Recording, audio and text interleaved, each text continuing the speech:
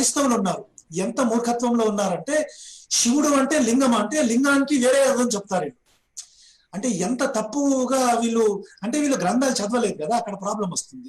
So శివుడు actual గా ఎలా ఉంటాడు అంటే, నేను ఒక లింగం అంటే ఏంది, యాక్చువల్ గా లింగం ఇలా ఉంటుంది, ఇది యాక్చువల్ లింగం. ఆ కింద ఏదైతే ఉందో అది యాక్చువల్లీ స్టాండ్. సో వీళ్ళేం చెప్తుంటారంటే ఇవి మర్మాంగాల కిందికి తీసుకుంటారు వీళ్ళు, అది తప్పు. యాక్చువల్ గా కింద ఏదైతే ఉందో అది స్టాండ్, ఈ నల్లది మాత్రమే శివలింగం అన్నమాట. సో ఇది యాక్చువల్ శివలింగం. అంటే ఏదైతే యూనివర్స్ పొర నుంచి వచ్చిందో దాన్ని మనం పూజిస్తున్నాం యాక్చువల్ గా. సో శివలింగం అంటే ఇట్ ఈస్ నాట్ లింగం అంటే అది ఇది కాదు, ఇట్స్ ఎ యూనివర్స్ ని మనం పూజిస్తున్నాం అన్నమాట. సో ఇది ఒక శివలింగం అన్నమాట. యాక్చువల్ గా ఇలా ఉంటుంది. ఇప్పుడు కొన్ని పాత మన శివలింగాలు తీసుకుంటే ఇక్కడ చూడండి, స్టాండ్ వేరేగా ఉంది, మీద లింగానికి వేరే కలర్ ఉంది. సో శివలింగం అంటే ఏందో మీకు ఒక ఐడియా వచ్చింది వచ్చి ఇప్పటికి. It is the universe. అది అంటే క్రైస్తవులు అంటే వీళ్ళకి అసలు గ్రంథాలు చదివితే కదా వీళ్ళకేం తెలుసు, వీళ్ళు ఇలా మాట్లాడతారు, తప్పుడు అర్థాలు చెప్తూ ఉంటారు అని ఇతను ఆ వీడియోలో మాట్లాడాడు. ఎవరు గ్రంథాలను చదివి మాట్లాడుతున్నారు, గ్రంథాలను చదవకుండా ఎవరు మాట్లాడుతున్నారో ఈ వీడియో వినిన తర్వాత మీకు ఫుల్ క్లారిటీ వచ్చింది. సో ఇప్పుడు ఈ బొక్కల డాక్టర్ చేసినటువంటి ఆరోపణ ఏదైతే ఉందో ఆరోపణలో నిజం ఎంతవరకు ఉందనేది మనం చూద్దాం. అసలు శివలింగం అంటే ఏంది, శివలింగం గురించి వీళ్ళ యొక్క హిందూ మత గ్రంథాల్లో ముఖ్యంగా శివపురాణంలో ఏముంది అనేది మనం ఇప్పుడు ఆ విషయాలన్నీ కూడా తెలుసుకున్న తర్వాత ఎవరు చెప్పేది అబద్ధం, ఎవరు చెప్పేది నిజం అనేది మీకు క్లారిటీ అనేది వచ్చింది. ఈ శివపురాణంలో శివలింగం గురించి ఏం రాసింది అనేది నేను మీకు వివరంగా అర్థమయ్యేటట్టు ఆధారాలు సహా నేను నిరూపిస్తాను. ఇక్కడ చూడండి, శివమహాపురాణం కోటి రుద్ర సంహిత చాప్టర్ 12 శ్లోకాలు వచ్చేసి 1 నుండి 52 వరకు. ఇక్కడ ఇది చూస్తే మనం ఇక్కడ సందర్భం అంతా కూడా నేను ఇక్కడ శ్లోకాలు ప్లస్ ఇంగ్లీష్లో పెట్టాను.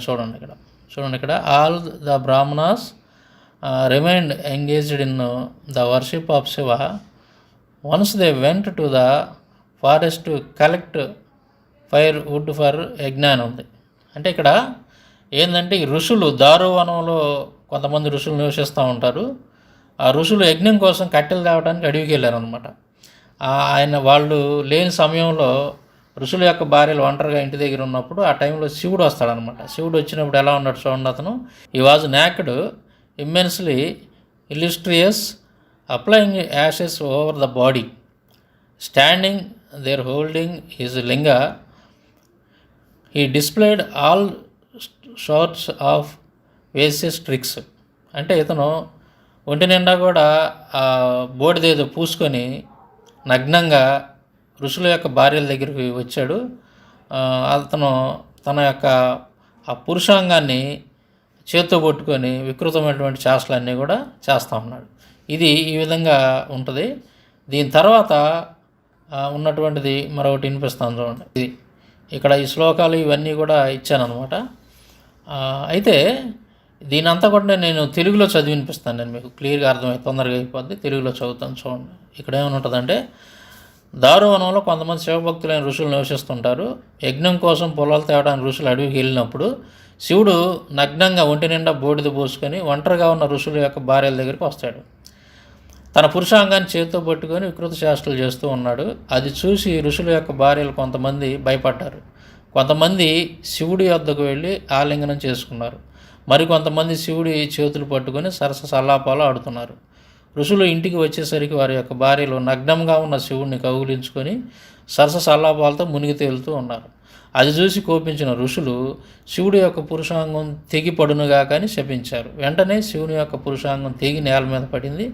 తెగిపడిన శివుడి పురుషాంగం స్థిరంగా ఉండకుండా ముల్లోకాలను అగ్నితో దహించి వేస్తూ ఉంది. అది చూసి ఋషులు శివుడిని మళ్ళీ శరణు వేడారు. వెంటనే శివుడు తన పురుషాంగం స్థిరంగా ఉండాలి అని అంటే పార్వతి యొక్క యోనిలో ఉంచితే మాత్రమే స్థిరంగా ఉంటుంది. కనుక పార్వతి వద్దకు వెళ్ళండి అని చెప్పాడు. ఋషులు పార్వతి వద్దకు వెళ్ళి జరిగిన విషయం చెప్పారు. వెంటనే పార్వతి శివుడి యొక్క పురుషాంగాన్ని తన యోనిలో ధరించింది. ఇది దీని యొక్క స్టోరీ. ఏదైతే మనం ఇక్కడ ఇవన్నీ చూపించామో వీటిలో ఉన్నటువంటిది అనమాట. అంటే ఇతను ఏమంటున్నాడు, ఎవరు మన బొక్కల డాక్టర్ ఏమంటున్నాడంటే, అక్కడ ఉన్నటువంటిది అది ఒక స్టాండ్. ఆ పైన భాగం ధరించి ఉన్నటువంటిది ఏదైతే ఉంటుందో కింద స్టాండ్ అనేది ఉంది. ఆ లింగం అని చెబుతున్నాడు కదా, లింగం అనేటటువంటిది అదేదో పెద్ద యూనివర్స్, దాని కింద ఒక స్టాండ్ అనేది ఉంది తప్ప అక్కడ వీళ్ళు చెప్తున్నట్టుగా ఎటువంటి మర్మావయవాలకు సంబంధించినటువంటి ఇది కాదు అది అని ఇతను చెప్పాడు. సో ఇక్కడ మనకి చాలా క్లియర్గా ఇక్కడ ఉంది చూడండి. అంటే ఋషులు శివుని శరణు వేడినప్పుడు అంటే ఆ లింగం అనేది దహించి వేస్తుందయా, దాన్ని ఏదో ఒకటి చేయండి అని చెప్పేసి ఋషులు శివుడి దగ్గరికి వచ్చినప్పుడు ఆ శివుడు ఏమని చెబుతున్నాడు ఇక్కడ చూడండి. ఇక్కడ చూడండి.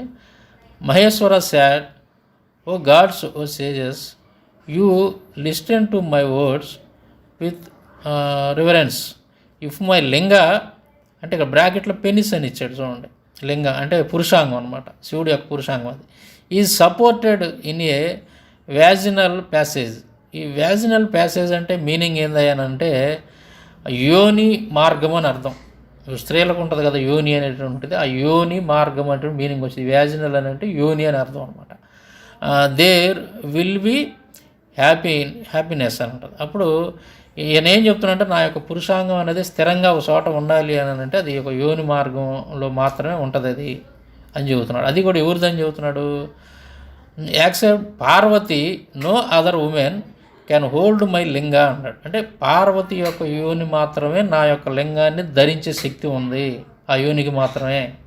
అంతే తప్ప ఇతర స్త్రీలకు సంబంధించినటువంటి యోని ఏదైతే ఉంటుందో అది మాత్రం నా యొక్క లింగాన్ని భరించే శక్తి వాటికి ఉండదు. కేవలం పార్వతి యొక్క యోనికి మాత్రమే ఉంది ఆ శక్తి అని ఇక్కడ చెప్తున్నాడు అనమాట. ఇది సో ఇక్కడ మనకి చాలా క్లారిటీగా వ్యాజినల్ అనేటువంటి పదం వాడాడు. యోని ప్యాసేజ్, యోని మార్గము, యోని అనేటువంటిది చాలా క్లియర్గా ఇచ్చాడు ఇక్కడ. అయితే ఈ మన బొక్కల డాక్టర్ వీళ్ళందరూ ఏం చెప్తారంటే ఇదంతా కూడా మరి కరెక్ట్ కాదండి, క్రైస్తవులు కొంతమంది ఏదో నింద వేయటానికి ఇలా మాట్లాడుతుంటారు, అసలు అది శివలింగం అని అంటే మర్మావయవాలకు సంబంధించినటువంటి ఇది కాదు, అది అసలు దీనికి సంబంధమే లేదు అని ఇతను చెప్తున్నాడు. స్టాండ్ అంటున్నాడు పొదుగుడు.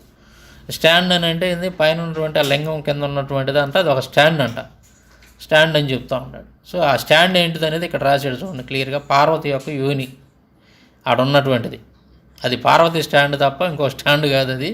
కాబట్టి ఈ బొక్కల డాక్టర్ కానీ లేదంటే మమ్మల్ని విమర్శిస్తున్నటువంటి మతోన్మాదులు కూడా నిజం తెలుసుకోండి. ఇక్కడ ఉన్నటువంటి విషయాలు అంటే మీరు గ్రంథాలు ఎవరు చదువుతున్నారు ఎవరు చదవరు అనేది మీకు అర్థం అవ్వాలి, ముఖ్యంగా హైందవ సహోదరులకి. ఈ విమర్శలు చేస్తూ మమ్మల్ని విమర్శిస్తున్నటువంటి ఈ మతోన్మాదులు ఎవరైతే ఉన్నారో, ముఖ్యంగా బొక్కల డాక్టర్ లాంటి వాళ్ళు చదవరు గ్రంథాలని. చదివితే వాళ్ళు ఆ విధంగా చెప్పరు అనమాట, ఆ విధంగా వాళ్ళు అబద్ధాలు చెప్పరు. ఇది చూడండి ఇక్కడ వ్యాజినల్ అనేటువంటిది అది యోని అనమాట, అది స్టాండ్ కాదు. బొక్కల డాక్టరు భాస్కర్ రాజు గారు మీరు జాగ్రత్తగా వినండి. వ్యాజినల్ అనేటువంటిది అంటే అది స్టాండ్ కాదు, దాన్ని ఏమంటారంటే యోని అంటారు, స్త్రీలకు ఉండేటువంటి యోని. అది కూడా పార్వతి యొక్క యోని, అది మాత్రమే శివుడి యొక్క పురుషాంగాన్ని ధరించే శక్తి ఉందని చెప్పి ఆ ఋషులకి ఇక్కడ శివుడు చెబుతున్నాడండి. మీ దగ్గర కూడా ఈ పుస్తకం ఉందని పొద్దుగులు చూపిస్తుంటారు కదా, ఒకసారి ఇది చదువుకోండి, మీరు తెలిసింది ఎవరు పుస్తకాలు చదువుతున్నారు చదవకుండా ఎవరు మాట్లాడుతున్నారు అనేది మీకు క్లారిటీ వచ్చింది అనమాట. సో మరి సహోదరులందరూ కూడా విషయాలను తెలుసుకోవాలి.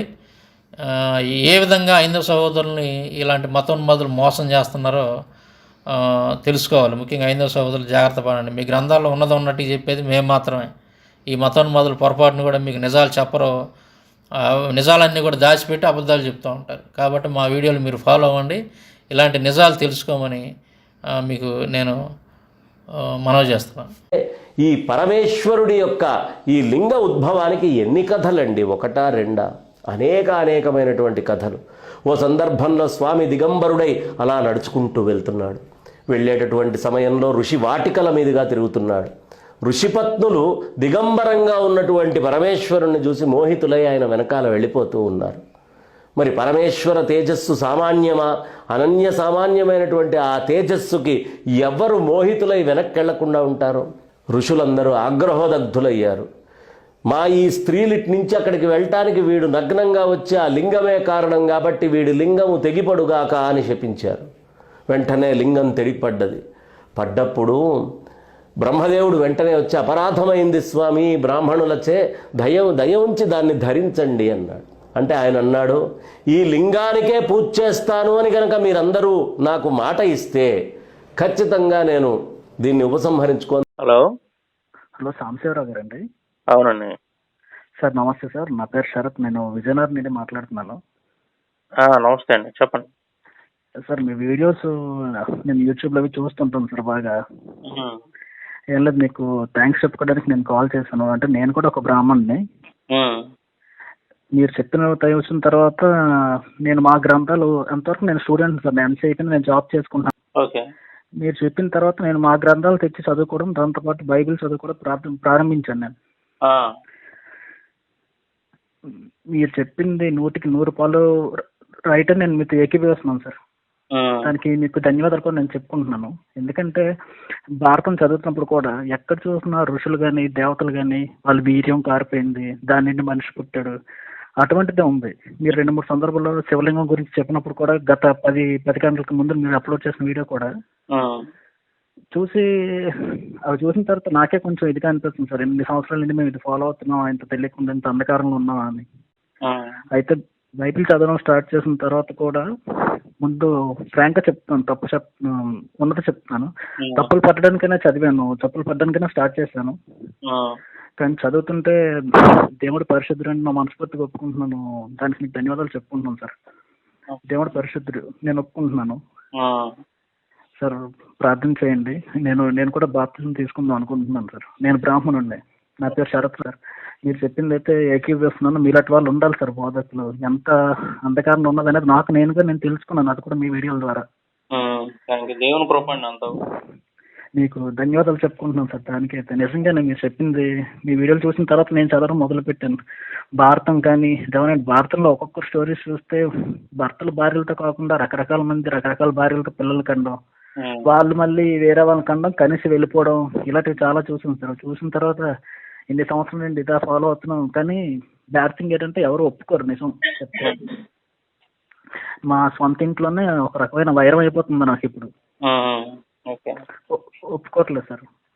కొంచెం నా పేరు శరత్ సార్, కొంచెం ప్రార్థనలో పెట్టండి. తప్పకుండా. వీలైతే ఈ జీవితం దేవుడి కొరకు బతకాలని అనుకుంటున్నాను. ప్రభుల్లో పరిశుద్ధత ఉంది సార్, పరిశుద్ధత ఉంది, పవిత్రత అనేది యేసుప్రభులో ఉందని నేను విశ్వసిస్తున్నాను సార్. మీకు ధన్యవాదాలు చెప్పుకోవడానికి ప్రత్యేకంగా కాల్ చేశాను. థ్యాంక్ యూ సార్, ఉంటాను సార్. కూడా మారుతారు, ఇబ్బంది ఏం లేదు. మీరు కొంచెం ఇంట్లో కొంచెం షంటింగ్, ఇంట్లో కొంచెం శోధన ఎక్కువగా ఉంది సార్ బాగా. విశ్వసించండి, మీకేం ఇబ్బంది లేదు. ఇంట్లో కొంచెం శోధన ఎక్కువగా ఉంది సార్. కూడా మారుస్తారు, ఇబ్బంది. దాని గురించి సార్ కొంచెం ప్రార్థించండి. ఎందుకంటే శోధన ఎక్కువ ఉంది. ఎలాగంటే 2 సంవత్సరాలు చేస్తుండే వదిలేస్తున్నావు నువ్వు, నేను చేసిన పూజలు ఊరికిన పోవు, నేను ఎలాగైనా తీసుకొస్తా, ఈ దేవుడు తలుచుకుంటే కొట్టైన బుద్ధి చెప్తాడు, ఈ విధంగా తల్లి మాట్లాడేసరికి కొంచెం బాధ అనిపిస్తుంది సార్. అందుకే కొంచెం ప్రార్థనలో పెట్టండి సార్. ధన్యవాదాలు సార్, ఉంటాను సార్. థ్యాంక్స్ సార్, ఉంటాను.